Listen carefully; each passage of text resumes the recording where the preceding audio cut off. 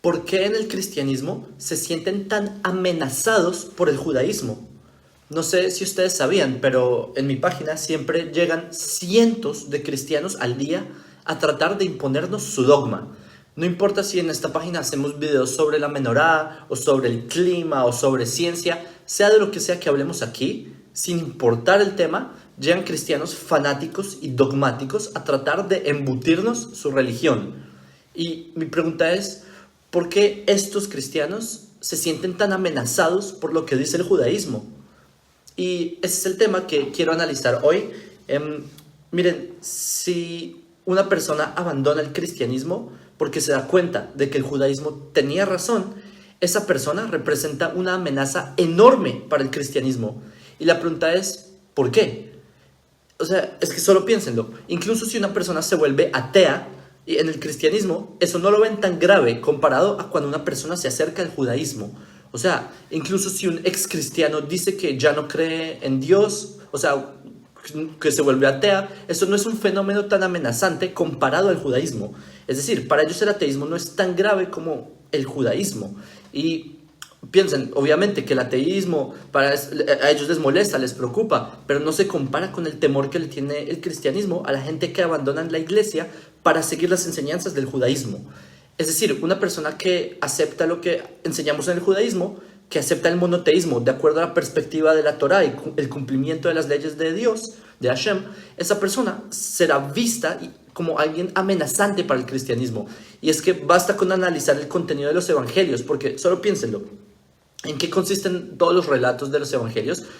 Lo que narra el Nuevo Testamento constantemente es básicamente una guerra ideológica que tienen los cristianos contra los judíos ortodoxos. Pues en los evangelios no nos llaman judíos ortodoxos, sino que ahí les dicen fariseos, pero es prácticamente lo mismo, es el mismo pensamiento judío ortodoxo. Y a propósito, en paréntesis, en los evangelios ellos tampoco se llaman a sí mismos cristianos, simplemente, o sea, yo acá estoy usando términos judíos ortodoxos, cristianos, porque es básicamente la situación que relatan los evangelios. O sea, yo estoy tratando de presentar un lenguaje más convencional y más simplificado. Ahora, para dar mi punto, sí, cierro paréntesis, es muy común que en el cristiano, este tipo de cristianos, en el fondo de su mente, él se hace esta pregunta. O sea, especialmente aquellos cristianos que tienen un conocimiento del judaísmo o que han adquirido algún conocimiento sobre la perspectiva del judaísmo o sobre este tipo de temas, el cristiano se pregunta a sí mismo, pero ¿por qué los judíos no creen en Jesús? Esto es algo muy traumático para muchos cristianos, porque los judíos, de todas las personas, los que pueden leer el lenguaje original de la Biblia, los judíos que son conocidos por ser inteligentes, etc., ¿por qué los judíos, de todas las personas, no creen en Jesús? Y por lo tanto, si una persona está eligiendo seguir las enseñanzas del judaísmo, o sea, está eligiendo el monoteísmo de la Torá y no a la iglesia, esa persona automáticamente está yendo en un camino que es el camino en el que el cristianismo se siente más inseguro. Y esa es la peor pesadilla para el cristianismo. ¿Qué pasaría si los judíos tienen razón? Eso arrasaría con toda la teología cristiana. Y es por esta razón que el dogma cristiano siempre caracteriza al judío como el enemigo de Dios, como los malvados, diabólicos. ¿Por qué? ¿Para qué el cristianismo se la pasa demonizándonos a los judíos ortodoxos? Pues la respuesta es obvia. Para que nadie considere ni siquiera acercarse a nosotros, para alejar a las personas y evitar que escuchen lo que los judíos tenemos para decir. Pero en el fondo del corazón de estas personas, de estos cristianos, en algún momento de sus vidas, ellos se preguntan, ¿por qué los judíos no creen en esto? ¿Por qué los judíos no creen en su dogma? Se preguntan estas personas. Por lo tanto, el hecho de que una persona opte seguir al Dios de Abraham, Isaac y Jacob, eso es una amenaza muy grande para el cristianismo. Ahora, todo lo que les digo es porque, o sea, no pretendo hacer sentir mal a nadie, no pretendo atacar a nadie. O sea, yo soy consciente que la enorme mayoría de personas en Occidente crecen en un mundo cristiano y por eso simplemente no conocen otra cosa. No se les ha enseñado otra perspectiva espiritual del mundo. En serio que a mí me duele mucho por ellos. Yo por eso no los juzgo. Yo por eso procuro nunca ni tratarlos mal, ni me pongo a insultarlos, a pesar de que cada día yo recibo docenas de mensajes bastante agresivos por parte de personas así. Pero en serio que a mí no me importa. Yo no los voy a juzgar ni a tratarlos mal porque yo entiendo que estas personas, lastimosamente, no conocen otra perspectiva del Tanaj, otra perspectiva de la Biblia hebrea, por lo menos. Y yo sé que para ellos no es fácil escuchar verdades, porque hay veces la verdad duele. Y cuando la persona se entera de que han sido engañados por la iglesia, obviamente les duele. Muchas personas entran en estado de negación y ahí es cuando la persona se pone defensiva.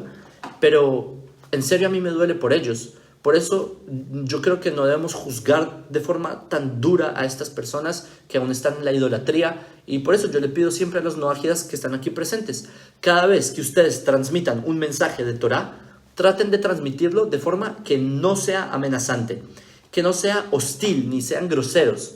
O sea, no tiene sentido usar un lenguaje fuerte con estas personas que aún están en la idolatría. Nosotros debemos aprender a ser dulces, a tener palabras sinceras, a no mostrarnos amenazantes, porque estas personas, tristemente, nadie les ha mostrado el verdadero mensaje de la Torá. Y, o sea, nadie nunca les ha enseñado sobre la importancia que cuiden las leyes noágidas, nadie les ha explicado el hecho de que Dios tiene un pacto con ellos, el pacto que se hizo después del diluvio, el pacto noágida. Y es por eso es lo que yo mejor les recomiendo a los noágidas. Lo mejor que pueden hacer ustedes es eso, porque ocurre muchas veces que la familia del noágida o sus amigos, ellos ven al noágida como algo muchísimo peor que si fuera ateo. Es decir, si la persona dijera que se volvió ateo, pues obviamente esto sería un problema para los cristianos. O sea, no es que a los cristianos les alegre el hecho de que una persona se volvió atea, pero eso lo toman como si la persona hubiera perdido la fe y ya. Pero seguir las enseñanzas del judaísmo, eso es algo totalmente, o sea, es algo totalmente distinto para la perspectiva cristiana. Eso significa que el noágida cree en Dios, pero cree que el cristianismo es una religión falsa. Y eso es la peor amenaza del mundo para su dogma. Y por eso es inevitable que la iglesia deteste el hecho de que el noágida haya descubierto que el cristianismo es una religión falsa.